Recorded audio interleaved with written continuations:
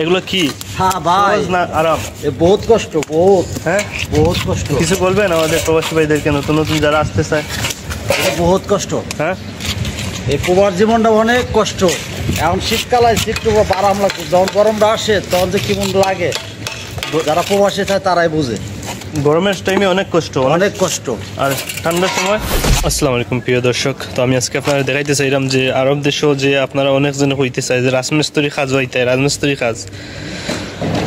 কাজও যারা যারা আইতে চাইরা, দেখো তোমরা তো বুঝতেছো না কীরকম কাজ, অনেক কষ্টের কাজ কিন্তু। হ্যাঁ, এই যে এখানে সিমেন্টের পানিগুলো মার হয়েছে, এগুলো আস্ত রইব। এটা আমরা যে মেইন বাসার মজলিস হইব, এটা যে দেখতেছেন এটা মজলিস হইব। তো মজলিসের কাজ হইতেছে, আর বলতেছেন যে অনেক দেশে অনেকজন বলতেছে যে এগুলা ইট কীরকম সাইজের আরব দেশের ইট। এই দেখেন ইট অনেক বড় সাইজের ইট, কিন্তু এটার ওজন প্রায় 10 কেজির উপরে, 10 কেজির উপরে। এই ইটগুলো হাতে নিয়ে বসাতে হয়।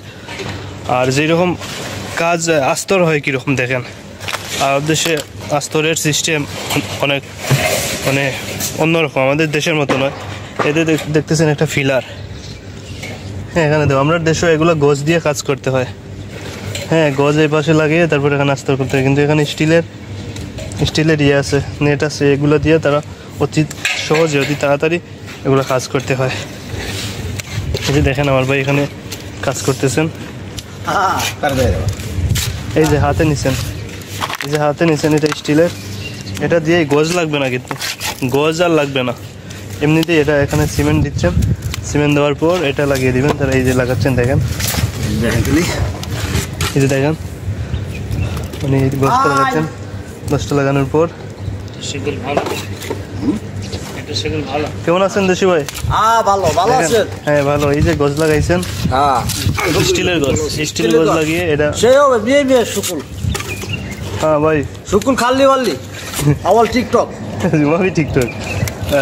আমাদের ভাইকে আমি জিজ্ঞেস করবো যে প্রবাসী যারা ওই যে অনেকজন বলতে চায় যে রাজমিস্ত্রি কাজে আসার জন্য, তো তাদেরকে আমি বলবো আমার বাইর থেকে একটু শুনেন রাজমিস্ত্রি কাজ কি আরাম না সহজ। ভাই, হ্যাঁ ভাই, আপনারা যে কাজ করতেছেন এগুলো কি? হ্যাঁ ভাই, না আরাম? বহুত কষ্ট, বহুত। হ্যাঁ, বহুত কষ্ট। কিছু বলবেন আমাদের প্রবাসী ভাইদেরকে, নতুন নতুন যারা আসতে চায়? বহুত কষ্ট। হ্যাঁ, এই প্রবাস জীবনটা অনেক কষ্ট। এখন শীতকাল আসছে, একটু আরাম লাগছে। যখন গরমটা আসে তখন যে কেমন লাগে, যারা প্রবাসে থাকে তারাই বুঝে। গরমের টাইমে অনেক কষ্ট, অনেক কষ্ট। আর ঠান্ডার সময় ইনশাল্লাহ।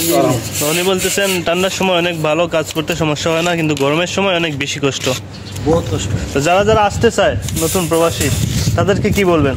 তারা একটু দেখে শুনে আসুক, বুঝে শুনে একটু এদিকে আসে, তারা পারবো কিনা কাজ করার জন্য। কি ওই তারা দেখে শুনে আসুক, তারা কাজ করতে পারবো কিনা।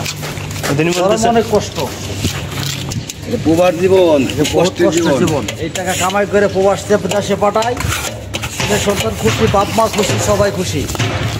অনেক কষ্ট না পাঠাবারে তাহলে কেউ খুশি না। অনেক কষ্ট প্রবাস, অনেক প্রবাস মানেই কষ্ট। তিনি বলতেছেন এইগুলা যে যারা আসতে চান নতুন প্রবাসী এরকম রাজমিস্ত্রি কাজে, তাদেরকে বলতেছেন যে দেখেন এই যে কালাকে কাজ করে। এটা কি ভাই? এটা বলে কালাক। বালতিকে কালাক বলে? বালতিকে কালাক বলে। উনি বলতেছেন অনেক গরমের সময় অনেক কষ্ট, কষ্টের শেষ নেই, এত কষ্ট।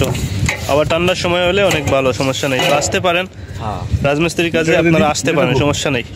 আসতে পারেন, সফল হতে পারবেন একদিন ইনশাআল্লাহ, সফল হতে পারবেন একদিন। আর আমার ভিডিওটা যদি ভালো লাগে শেয়ার করবেন, লাইক করবেন, কমেন্ট করবেন। ধন্যবাদ সবাইকে, ভালো থাকবেন। আসসালামু আলাইকুম।